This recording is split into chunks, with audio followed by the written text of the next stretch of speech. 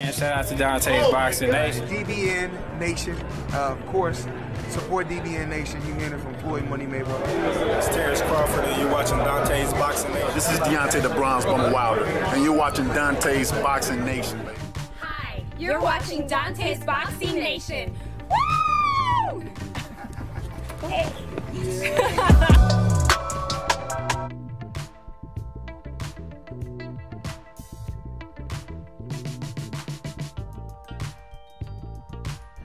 Yahoo Sport released the top 10 fighters of the decade, and they placed Floyd Money Mayweather as number 1, Andre Ward as number 2, Vasyl Lomachenko as number 3, and Canelo Alvarez as number 4.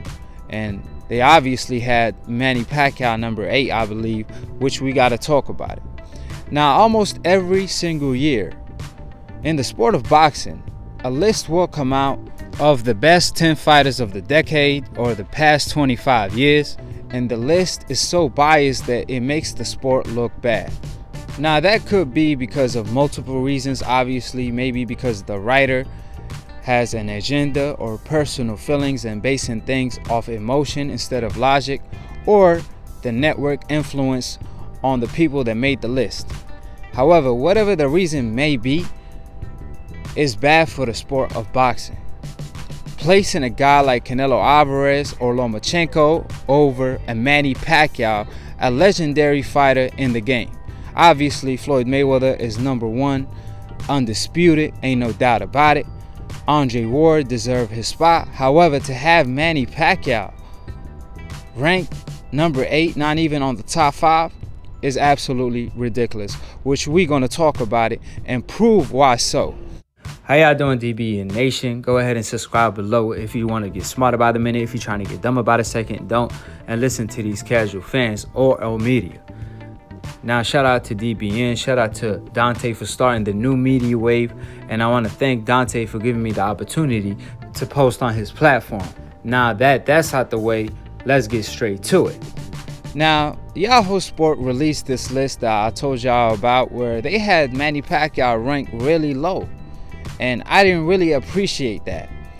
They tried to justify it by saying, hey, Manny Pacquiao got knocked out by Marquez. How really great is he? Forgetting the fact that they had 4 wars, and the 4th time they fought, Manny Pacquiao was actually winning the fight. He was on his way to stopping Marquez. He just got caught. If you swim, you're gonna get wet. Just like if you box, you're gonna get hit. So the point is, Manny Pacquiao got too careless and got caught by a punch that he didn't see coming. And that was all she wrote. However, just because he got knocked out by Marquez, who was a legendary fighter, doesn't mean he's not that great. Because at the end of the day, a true sign of a champion is how he bounced back after a loss. And Manny Pacquiao is nothing but a true champion. Because even after getting knocked out by Marquez, Marquez went on to fight Bradley and lost to Bradley. And what did Manny Pacquiao do? He bounced back after taking the L and beat Timothy Bradley not 1 time, but 2 times. Proving and showing the youth and becoming a perfect example of a minor setback for a major comeback. So that being said, he even tried to fight Marquez for the 5th time. I failed to mention that. However, Marquez was uninterested for good reasons. I mean, can you really blame him? Why should he when he already got the knockout victory? However, the point remains, which is you don't judge a fighter off his losses when you're talking about his legacy. I mean, don't get me wrong, it's a small factor, but the major factor is your accomplishments. And how many fighters have more accomplishments than a Manny Pacquiao? So if we are focusing on the losses, then how they put Lomachenko number 3 when he lost to Salido, a washed version of Salido, where he took him to the Mexican University of Boxing. And then obviously ESPN tried to erase that loss on more than 1 occasion. And unlike Manny Pacquiao, Lomachenko didn't try to avenge his loss like he did in the amateurs, fighting the same guy that beat him 1 time in 400 fights up to like 3 times. However, when it came to Salido, he didn't want to avenge that loss. Meanwhile, Manny Pacquiao fought the likes of Marquez, Morales, Barreras, up to 3 times each. So like I said, apparently these two aren't cut from the same cloth. Keep in mind, Lomachenko is the same guy that turned down a fight with a 40-year-old Manny Pacquiao, where Manny Pacquiao was willing to go down to possibly 135 to fight him.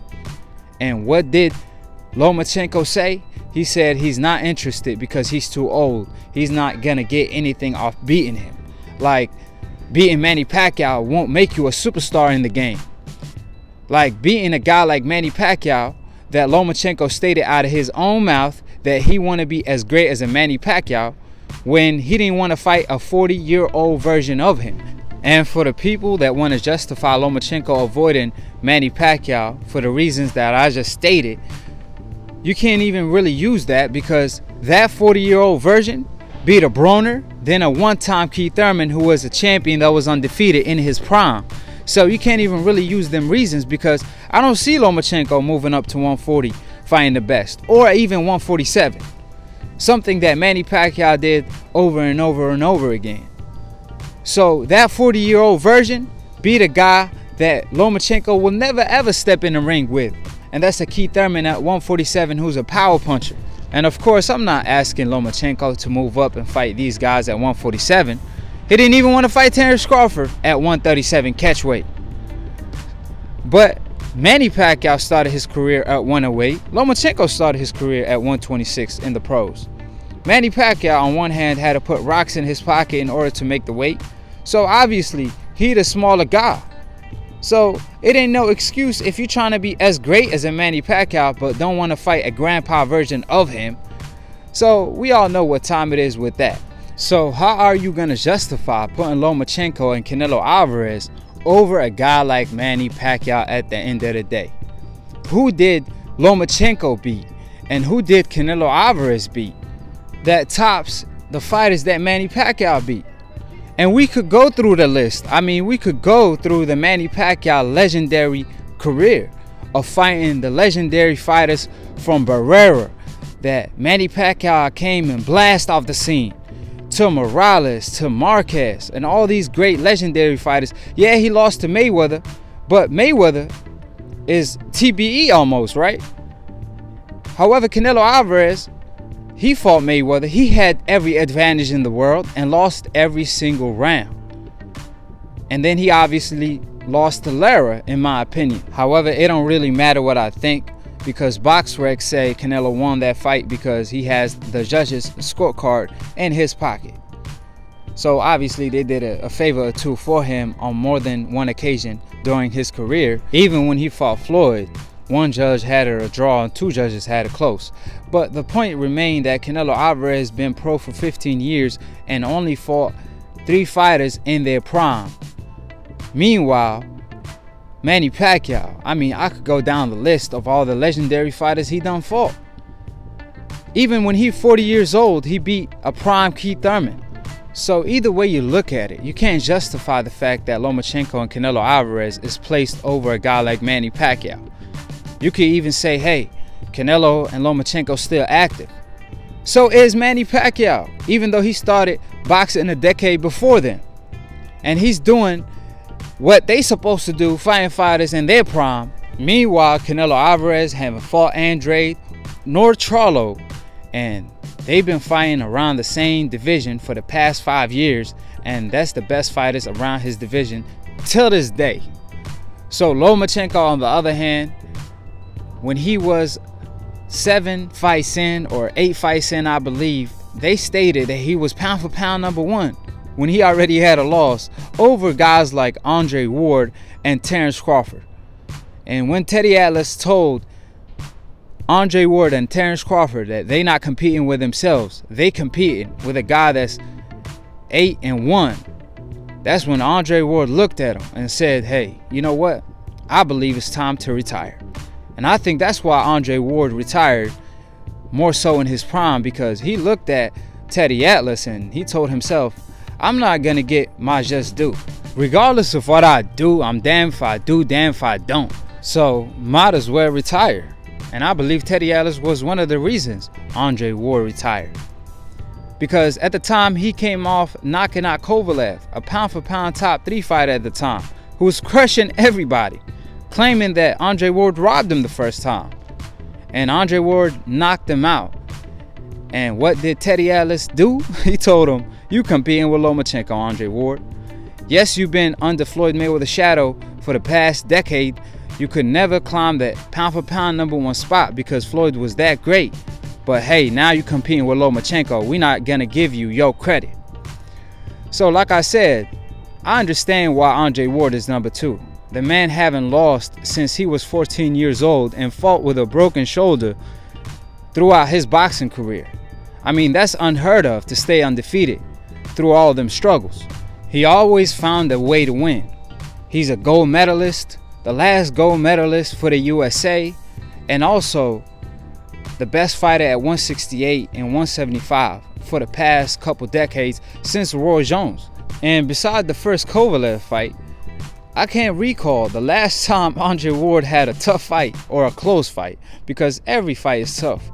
But regardless of that, you have to have a Manny Pacquiao on the top 3, because Manny Pacquiao is competing with Andre Ward for the second spot. However, to not have him on the top 3, period, is ridiculous in my opinion, because like I stated, legacy-wise, resume-wise, dominating-wise, I mean, Manny Pacquiao did it all. And you can't put Lomachenko or Canelo Alvarez over him when they're not even coming close to his legacy or his resume or his dominance in the pros when he was in his prime. I mean, the million-dollar question remains. Name me one fighter that tops Manny Pacquiao win over Barrera when he first came to the state. Just name me one fighter that Canelo or Lomachenko beat that tops at Barrera and the way he dominated Barrera. And that's not even the best version of Manny Pacquiao. So who are we kidding at the end of the day? Like I said, they only gassed up and hyped up Manny Pacquiao, and Max Kellerman had the audacity to say that he the greatest of all time, even better than Floyd. They did all that just to discredit Floyd, to take credit away from Floyd, and then when Floyd beat him, they automatically wrote him off. Even though he gave Floyd Mayweather a good fight. How many fighters you know actually hurt Floyd or won 2 rounds clearly? At the end of the day, they only gassed up and praised Manny Pacquiao because they hated Floyd. Now the fact that Manny Pacquiao already lost to Floyd and wouldn't get the Floyd Mayweather rematch, guess what? They're going to gas up Lomachenko just like they did to Gennady Golovkin before that train crashed. Now Lomachenko train might crash because he got to go through a Lopez, Tank Davis, Shakur, Devin Haney. So we'll see if he could even go through that storm. So like I said, don't make the same mistake y'all made with Gennady Golovkin. We already know how that went.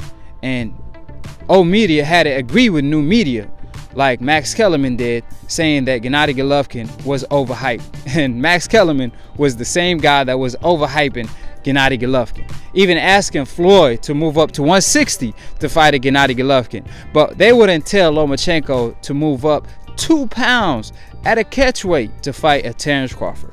So even a blind man could see that this is personal. Even Stevie Wonder don't have to wonder what's going on in the boxing game because it's see-through.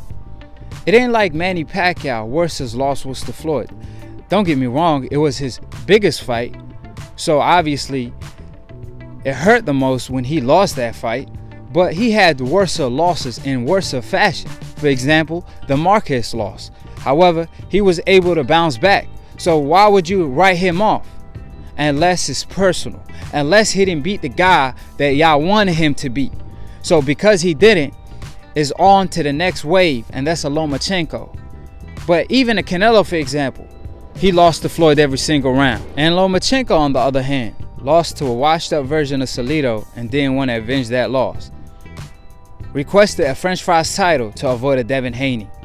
And avoided a Manny Pacquiao fight at 135 when Manny Pacquiao was willing to go down. And that's out of Lomachenko's own mouth. He admitted this on an interview. I'm not stating this. Everything that I stated is facts. So opinions are like assholes. Everybody has one. Brings facts to the table when you want to debate with this akhi, your brother, that's not gonna hurt you, but it's gonna hurt your feeling by telling you the truth. So if you are allergic to the truth, then you're gonna have an ear infection almost. So we're gonna talk about this more on Split Decision this upcoming Sunday. So make sure y'all tune in and call in if y'all want to debate, because we want all the smoke at the end of the day. So go ahead, if you want to be part of the Akhi universe of boxing, subscribe below. If you're trying to get smart about a minute, if you're trying to get dumb about a second, don't, and listen to these casual fans. Follow my man Lunatune for the funniest boxing memes in the description box below. I will leave his Instagram link, so keep it as G and follow my man on IG, because he too part of the new media wave that Dante started. So shout out to DBN, shout out to Dante for giving me the opportunity to post on his platform.